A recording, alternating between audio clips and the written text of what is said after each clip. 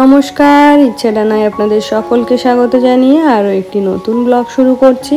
আশা করছি যে যেখান থেকে আমার ব্লগটি দেখছেন সবাই খুব ভালো আছেন এবং সুস্থ আছেন। তো আজকে হচ্ছে শনিবার, এখন ঘড়িতে বাজছে ওই 9টা মতো, আর এখন থেকেই আমি আমার ব্লগটা শুরু করছি। তো আজকে যেহেতু শনিবার, বাবাইয়ের তো স্কুল ছুটি, তো হাজব্যান্ডেরও অফিস ছুটি ছিল, তো বিশেষ একটা কারণে ওকে আবার অফিসে যেতে হয়েছে।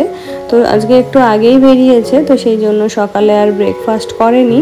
তো ওকে চা করে দিয়েছিলাম ওই 6:30টার দিকে। তারপরে যেহেতু বাইরে এই কদিন থেকেই বৃষ্টি হচ্ছে, তো একটু ঠান্ডা ওয়েদার রয়েছে, তো বাবাইয়ের সাথে আমিও আর একটু ঘুমিয়ে পড়েছিলাম। তো ওই 8:30টার সময় উঠেছি, উঠে বাসি কাজগুলো করে নিয়ে এই যে ফ্রেশ হয়ে এখন ঘরে চলে এসেছি।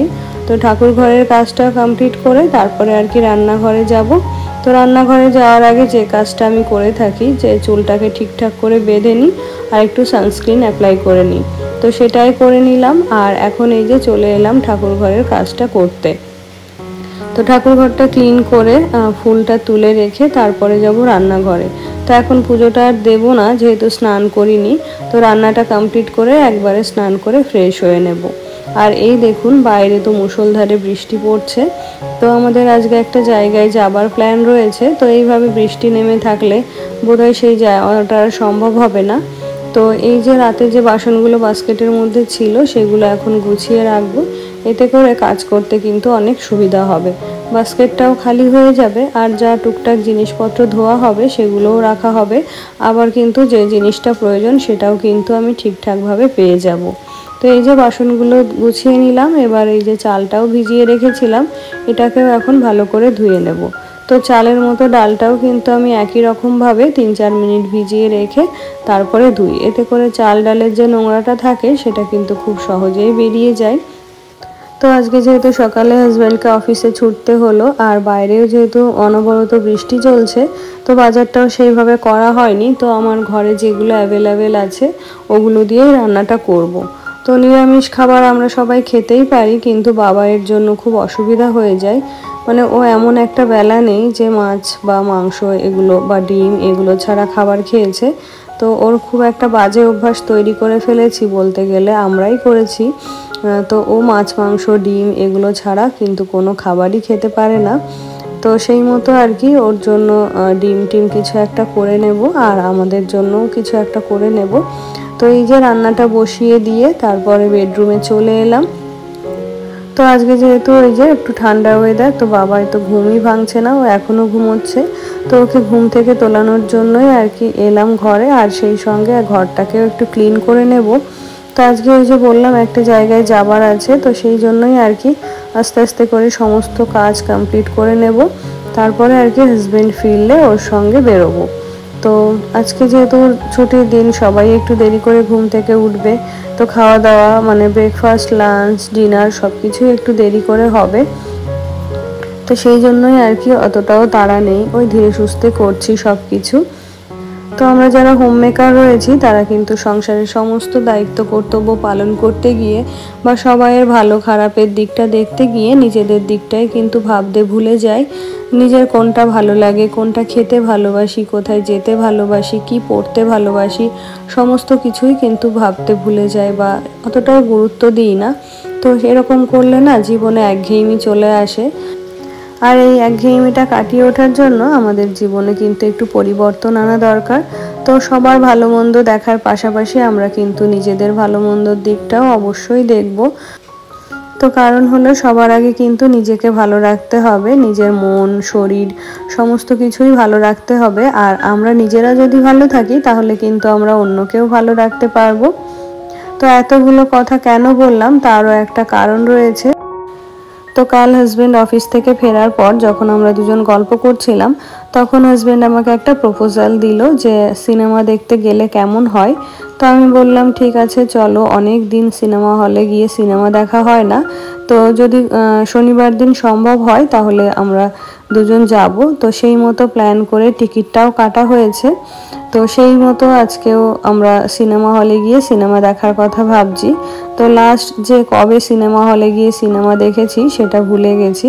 আর বিয়ের পরে এই ফার্স্ট টাইম আমরা দুজনে 3জনে সিনেমা দেখতে যাব। তো তো এতদিন বাবাই যেহেতু ছোট ছিল, তো বাচ্চাদের নিয়ে যেহেতু সিনেমা হলে গিয়ে অতক্ষণ বসে থাকা সম্ভব নয়, আর ওখানে তো অনেক জোরে সাউন্ড হয় বা বাচ্চারা ভয় পেয়ে যেতে পারে, বা একটা অন্ধকার ঘরে ওরা বেশিক্ষণ থাকতেও চাইবে না। তো এই সমস্ত দিক চিন্তা ভাবনা করে আর কি এতদিন বিয়ের পরে মানে যত বছর হচ্ছে কখনো সিনেমা দেখতে যাওয়া হয়নি। তো কালকে যখন হাজব্যান্ড কথাটা বলল তখন ভাবলাম যে না, বাবাই তো এখন একটু বড় হয়েছে, তো এখনই যথাযথ সময় হবে আর কি সিনেমা হলে গিয়ে সিনেমা দেখার। কিন্তু কাল রাত থেকে এই যে মুষলধারে বৃষ্টি নেমেছে, এখনো একবারের জন্য কিন্তু বৃষ্টি থামেনি। তো সেই চিন্তাই করছি যে এইভাবে বৃষ্টি নেমে থাকলে বাড়ি থেকে বেরোবো কি করে। আর এই বৃষ্টির কারণে আমাদের বাড়ির সামনে যে পুকুরটা রয়েছে ওটা প্রায় ভেসে যাওয়ার উপক্রম। তো আর দুদিন যদি এরকম টানা বৃষ্টি হয় তাহলে কিন্তু পুকুরটা ভেসে গিয়ে রাস্তাতে জল উঠে পড়বে। তো এই যে আপনাদের সাথে কথা বলতে বলতে কাজ কিন্তু অনেকটাই এগিয়ে নিয়েছি। তো আমার বেডরুম তো ক্লিন হয়ে গেছে, এদিকে ডালটাও নামিয়ে নিয়েছি। আর এখন এই যে মিষ্টি কুমড়ো দিয়ে আর ইলিশ মাছের মাথা দিয়ে একটা তরকারি করব। আর ভাবছি ডিমের ঝোল করব। তো বাবা যেহেতু ডিমের ঝোল খুব পছন্দ করে, তো সবার জন্যই আর কি ডিমের ঝোলটা করে নেব।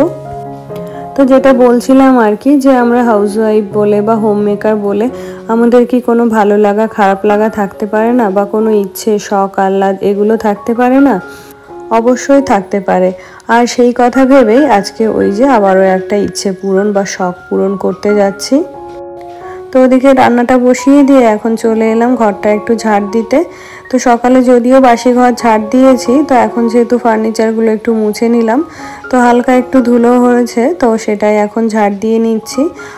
আর এদিকে রান্না কমপ্লিট হয়ে গেলে রান্নাঘরটাও ক্লিন করে নেব। তো এখন জলের বোতলগুলো দেখলাম ফাঁকা রয়েছে, তো জলটাও একবারে ভরে নেব। তো এই যে সিনেমা দেখতে যাব তার জন্য কিন্তু মনের মধ্যে অন্যরকম একটা ভালো লাগা কাজ করছে। আর সেই ভালো লাগা থেকেই না কাজ করার ইচ্ছেটাও কিন্তু অনেক বেড়ে গেছে। তো এই যে বেডরুম ক্লিন করলাম, রান্নাঘরটাও ক্লিন করে নিয়েছি, তারপরে এই যে সারাদিনে যে জল প্রয়োজন হবে সেটাও কিন্তু এক জায়গায় গুছিয়ে রাখছি। আর সত্যি কথা বলতে এই যে মাঝে মধ্যে একটু বাইরে বেরোনো, ঘোরাফেরা, পছন্দের খাবার খাওয়া বা পছন্দের শাড়িটা পছন্দের জামাটা পরা, আর এগুলো করার কারণে কিন্তু আমরা সংসারে প্রতিদিন যে একই রকমের কাজগুলো করে থাকি সেগুলোর প্রতি কিন্তু আমাদের অনীহা আসে না, বরং ভালোই লাগে। তো এই তো আপনাদের সাথে গল্প করতে করতে রান্নাঘরের কাজ কিন্তু অনেকটাই গুছিয়ে নিয়েছি। তো রান্নাঘরটা ক্লিন করা হয়ে গেলে আবার যাব জামা কাপড়গুলো ভাঁজ করতে। তো এখন যেহেতু কয়েকদিন ধরেই বৃষ্টি নেমে রয়েছে, তো জামা কাপড়গুলোও ঠিকঠাকভাবে শুকাচ্ছে না, তো সেই কারণেই অনেক জামা কাপড় জমা হয়ে রয়েছে। তো ওগুলো ভাবছি যেগুলো শুকিয়েছে সেগুলো আজকে গুছিয়ে ঠিক জায়গা মতো রেখে দেব।